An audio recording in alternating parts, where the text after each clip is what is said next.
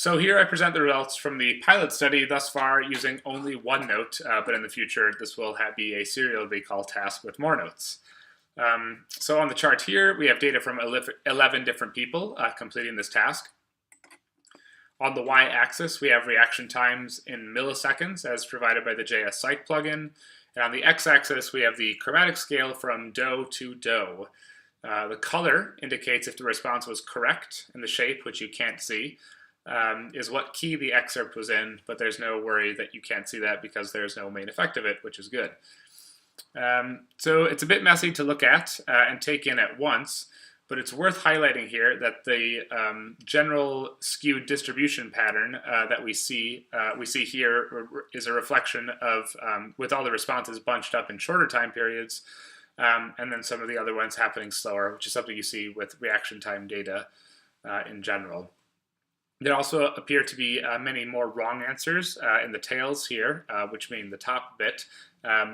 And there are more wrong answers away from the notes that Schenker would have predicted, meaning we see a big clumping of responses near the structural tones of do, sol, as well as a lot of sort of better responses in T, which I'll show in a second here a bit more clearly.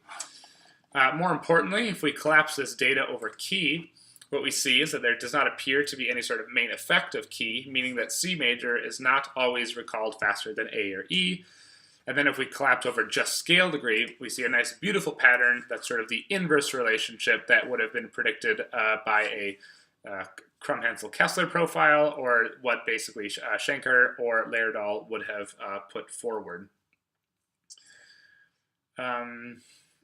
Yeah, so then if we then correlate these collapsed reaction times against the distribution of notes, standardized for key, using my Solfa tool that I've made, my MinEdium, and correlate these measures against our general reaction time, we see a pretty decent Pearson's R of negative 0.53 over a lot of different data points. So at this point, the experiment is very much in its nascent stages in terms of getting it, doing it properly, trying to take this one very much slow as opposed to just some of the stuff in my PhD, which was very quick.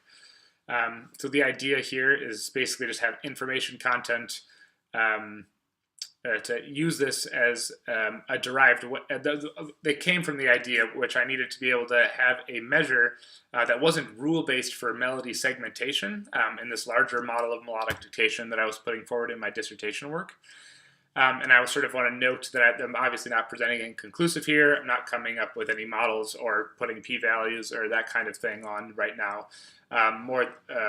This is more of just certain things that I want to go forward, and I really want also feedback on too as I am developing these ideas in sort of a slow, processed, meaningful way.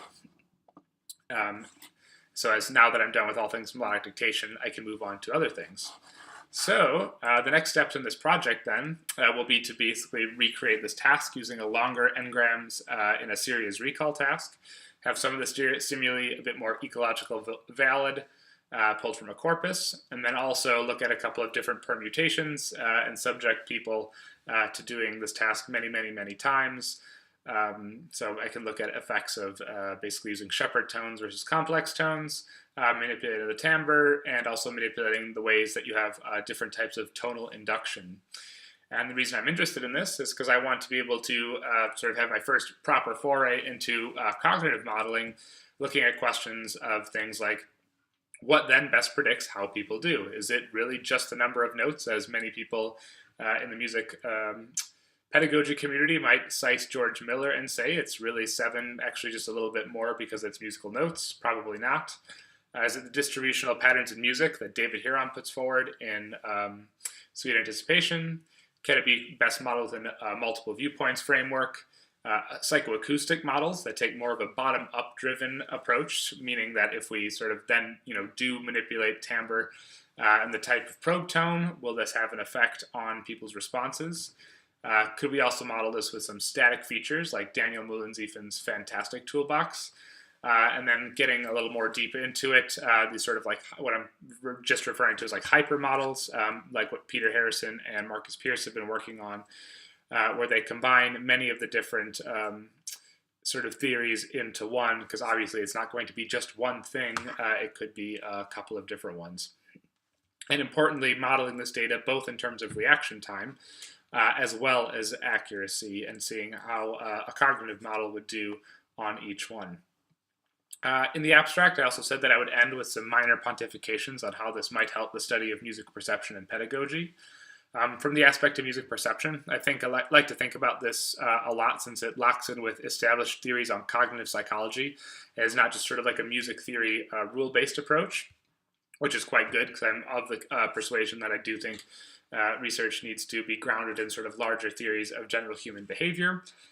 And then from a pedagogical standpoint, which is actually what inspired this work, I was really interested in finding ways to think about designing and presenting materials for an oral skills class in a way that was informed by cognition and could one day maybe be implemented in an app, and sort of also try and solve that problem of start of oral skills, people kind of get it, and then there's this sort of quantum leap that people make into actual melodic dictation, and basically trying to find a way to sort of mediate that process.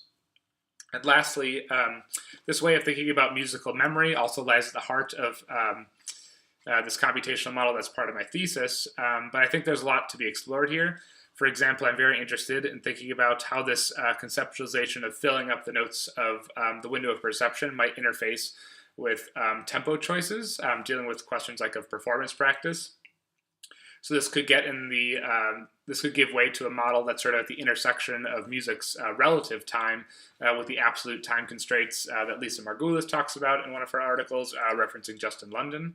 So we could imagine basically notes being played over time at different tempi, and then trying to again model that based on different behavioral responses, using this as a principled way to model memory. So at this point, I welcome any people's comments and questions at this juncture, and would love to hear what people have to say. Thank you very much for listening to me.